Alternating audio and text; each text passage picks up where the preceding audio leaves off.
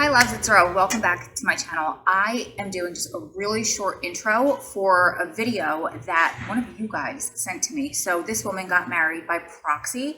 It's a way to get married if you can't be there physically with your loved one, if the prison stopped doing marriages or they won't allow it or whatever situation. There's so many reasons why you might have to do a wedding by proxy.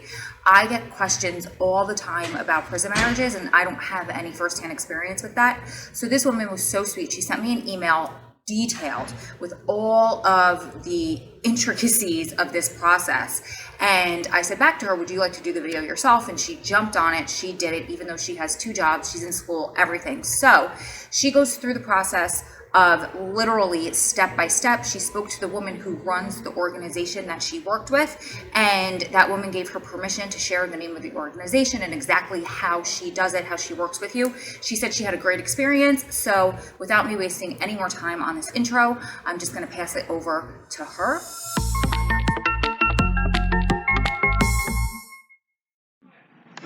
So just getting straight to the point. My loved one is in a state that does not allow weddings in the prisons anymore. They say they do, but at the same time, they do not take any steps to help you get the marriage license and to help you set up the ceremonies and those kinds of things. In the state he's in, both parties are supposed to be there to apply for the marriage license. And I mean, that's just not possible when they're in prison. I mean, it's not possible. So I researched and I researched. I try not to let the prisons win. Like, I try not to just roll over and okay, whatever you say type deal. You know, I am going to explore every option and see what our options are. And when he asked me to marry him, that's what I did. Like, I started, you know, first it was, you know, you need to apply for the marriage packet. You need to get this started. You have to do it. And then he came back with, they say they don't do that anymore. What do we do now? So I started my research, and what I found was it's called a proxy marriage. What a proxy marriage is just simply a ceremony where one party, either the bride or the groom, cannot attend their own wedding. That's simply what it is. I went with a service called Your Magical Day, and my officiant was Natalie. She was very helpful. She was very respondent, and at the end, when I was having issue, Natalie was my officiant. She was my minister. She married us. Like I said, she was very helpful. She was very respondent. Before I did this video, I got her permission to put her business out there and give you guys that information. So the first thing, I will give Ro all of the information. That way she can put the stuff down in the description box. So KenzieProxyMarriage.us is the website. If you will go to that website, it has tons of information, down to the prices of everything, to hotels that's close to the chapel, that's close to the courthouse she recommends. She has travel information, airports and taxis and rental cars. She has all of this information on the website. If you will email Natalie, she's going to send you an initial email, and that email is going to have all kinds of information. It's going to have all kinds of information in that email. It's going to have pretty much a summary of what is on her website. She's going to send you an affidavit, and she's going to send you like a sample information marriage sheet. So with that, your first step, after you have that, your first step is to get the affidavit, print it off, and send it to your loved one in prison. Okay, this affidavit is just simply stating that so-and-so agrees to marry so-and-so. That's it. That is all it says. It is not a contract. It is nothing more than saying, yes, I agree to marry you. That's it. This is actually going to be your hardest part. When we went through this step, my husband was in a county jail. He was in the county jail for court for 8 months. We had absolutely no issues. I sent it to him. He received it on a Friday evening. The notary didn't come in until Monday. Monday morning, I think I sent 4. I prepare a lot. He received them on a Friday evening. The notary came in Monday morning. She notarized. He signed, notarized, all of that. Got that sent out to me that same day. So I have all of those. Natalie recommends you print and have 2 copies of the affidavit notarized. Me and the lady that went with me only had to use 1 copy. Natalie likes to have 2 copies just because sometimes the courthouse will ask for one and they may or may not keep that affidavit. And then she also needs one, so that's why she asked for 2. So that's going to be your hardest part. Some of the ladies in another support group that I am in are having a very hard time getting this affidavit signed and notarized. Some ladies, the prisons are refusing to give them the affidavit. Other prisons are refusing to notarize the affidavit. And the reason behind that is the affidavit states, like, it has her little logo and it says marriage in that logo. And then also it says so-and-so agrees to marry so-and-so. So that is the reason why some of these prisons are giving these ladies for not notarizing this for these guys. So that is going to be your hardest part. If the prison notary does not notarize your affidavit, you have 2 options. One is to get a mobile notary. I didn't have to do that, so I have no idea the steps or the prices or anything to get that done. The other is to get a lawyer to go in and do a lawyer visit, and they will notarize your affidavit for you. So that is your 2 options. There might even be more options, but those are the 2 that Natalie suggested if the prison could not or would not notarize it for you. After your fiance signs and notarizes the affidavit and he or she sends it back to you, from there, you take the affidavit and you travel to Kansas. So Kansas only requires 1 person to apply for the marriage license. Kansas also requires a 3-day waiting period to receive a marriage license. We left here on a Thursday. We drove 14 hours. Got there Friday morning. I think it was like 2 a.m. when we finally arrived. So Friday morning, we went to the courthouse at 9 o'clock. I think they open at 8:30. But we went to the courthouse Natalie suggested, which is Johnson County Courthouse. We applied for a marriage license. We had no issues. They did not ask us if we were doing a proxy marriage. We did not offer that information either.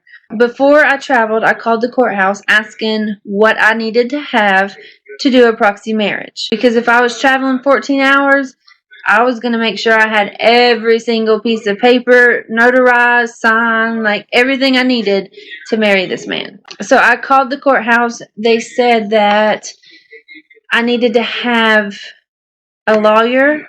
I need to hire a lawyer to do a power of attorney form. You could take his or her power of attorney.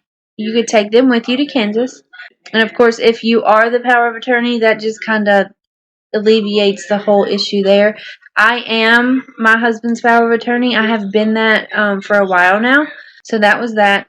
And that's just so you can sign his name for the marriage license. That's all that is for.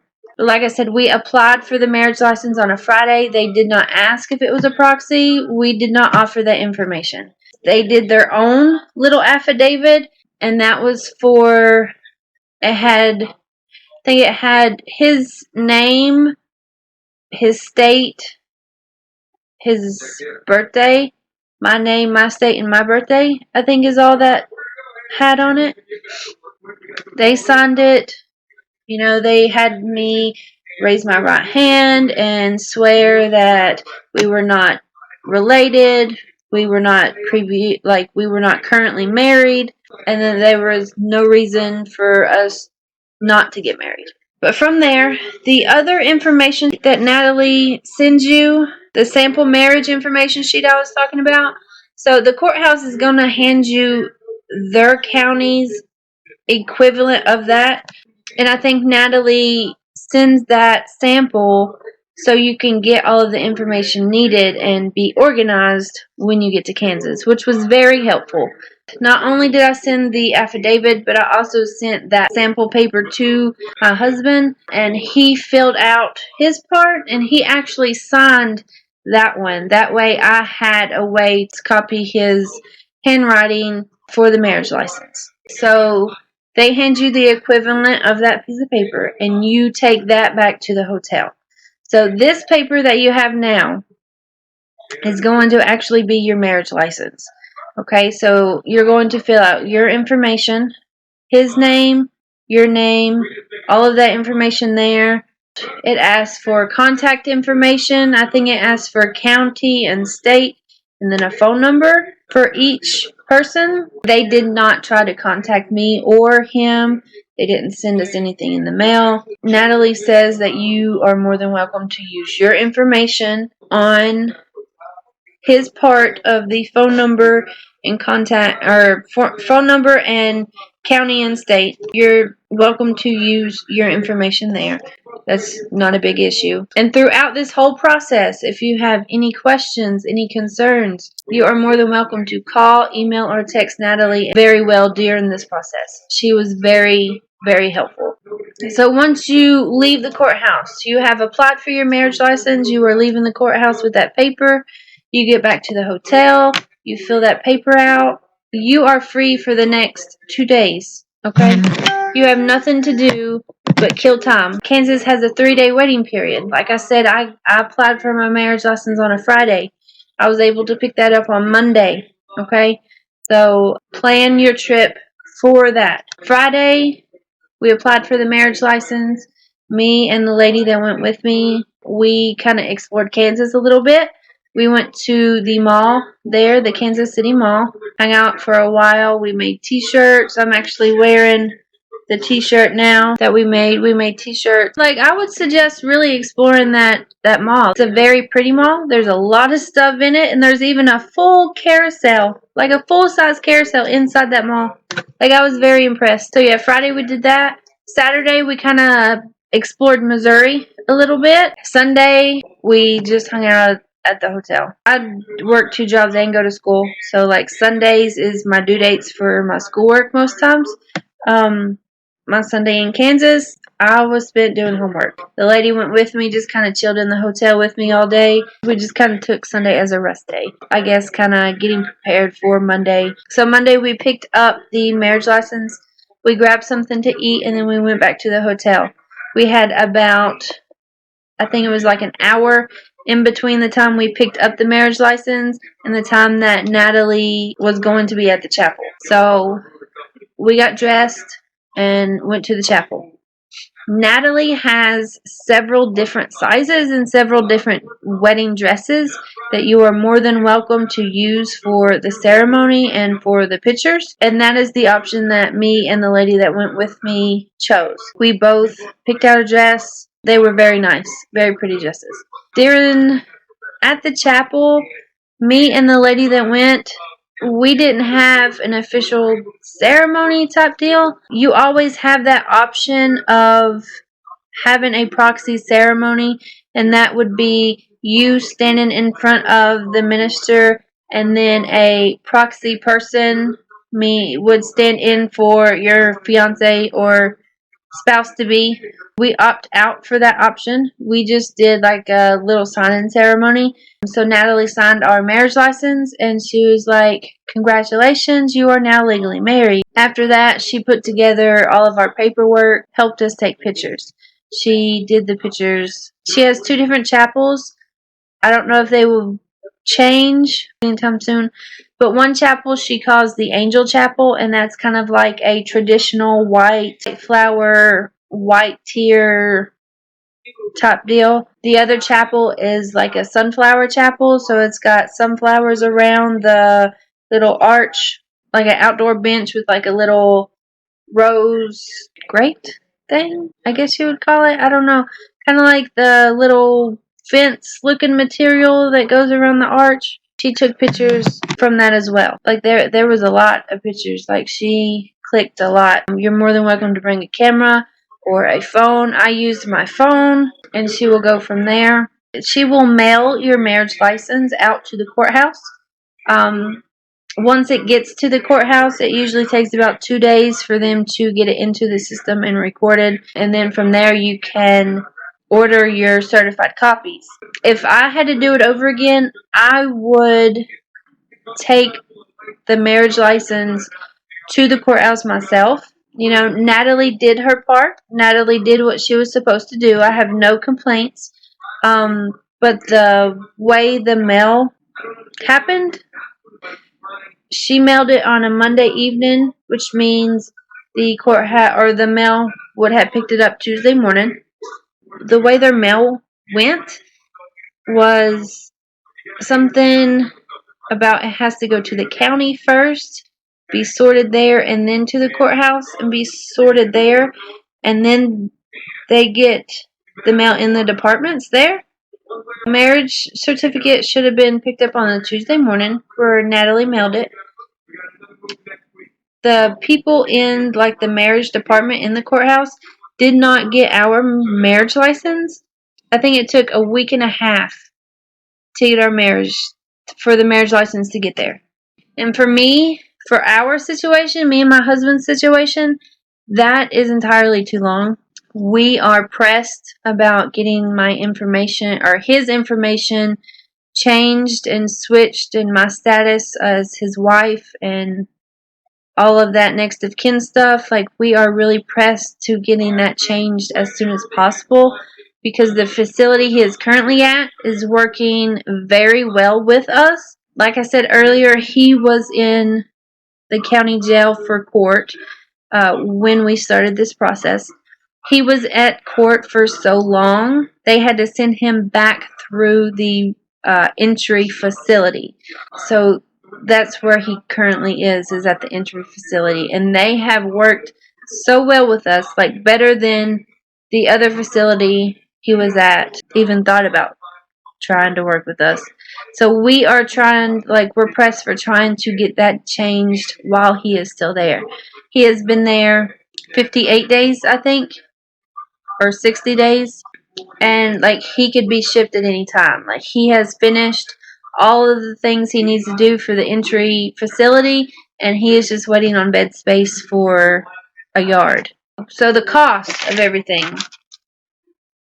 So I think I calculated that I spent under $1,000 for the whole process. So I rented a car, so that added onto my expenses. So I rented a car. The hotel we bought was, I think it was $320, I think, and we split that in half. So I only had to pay $160. So the rental car, the hotel. So the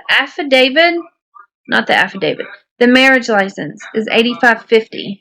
Okay, the certified copy, which you will not have to pay that until you get home. The certified copy you pay only after the courthouse records and sends it to Topeka County, I think is how it's pronounced, in Kansas. And that is when you do that. But that is $15 per copy. The ceremony at your magical day is $250. So altogether, the ceremony, the license, and the certified copy is $350.15. Now that is not including your hotel, food, and travel. Like I said, I think for the rental car, the hotel, the marriage license, and ceremony, all of that was just under $1,000, I think. So it's not, yes, it is expensive. Trust me, I know what being broke is. Yes, that is expensive, but it's not horrible. You know, that's doable. I know there are other ladies in the group that I am in, and they are paying $1,300 just for the ceremony. That's not including the marriage license. That's not including hotel. That's not including food. Like just the ceremony is $1,300. I looked into that way as well. I did not feel good about going with those. Like the reviews and the way their page was let out, I did not feel comfortable. I suggest you do your own research. You know, take what I'm giving you, do your own research on that. You know, and that is how I found Natalie. That is how I was able to feel comfortable enough to take the 14-hour trip and to pay this money and to ensure that the marriage I was going through was a legal marriage. So I don't think I mentioned earlier, but proxy marriages are only legal to perform in I think 2 or 3 states. The only state that allows inmates to do a proxy marriage is Kansas, and that is why I chose Kansas. A proxy marriage is recognized as a legal marriage in all 50 states and in some overseas countries. Okay, so once you go to Kansas and do the legal proxy wedding there, you are legally married in all 50 states, just like if he was there with you and you did a normal ceremony. I think that is all the information I have. Like I said, I recommend you doing your own research. Go with what you feel most comfortable with. That is what I did, and I am very grateful for that. Like I said, I will give Ro all the information for Natalie, and she can leave that in the description box. Email her. She is wonderful with any questions, any concerns. Thank you for the opportunity for allowing me to be a guest on your YouTube channel. Like, it is such an honor and a privilege to be a part of something this big and an organization worth being part of. I have struggled for the past 2 years trying to find a support family that understands what I'm going through and takes steps to change. You know, I thought I found one and it's not working out. But I think SPWF I think it's my home. I think all I can say is thank you, Ro. Thank you for your channel. Thank you for all the information. Thank you for the support group. Just thank you. You guys keep staying strong, keep loving strong, keep supporting one another through this journey, because you're one day closer to it all being behind you. And Lord knows I am too. Lots of love from my heart to yours. I'll see you beautiful ladies and gentlemen in the next one. Bye guys.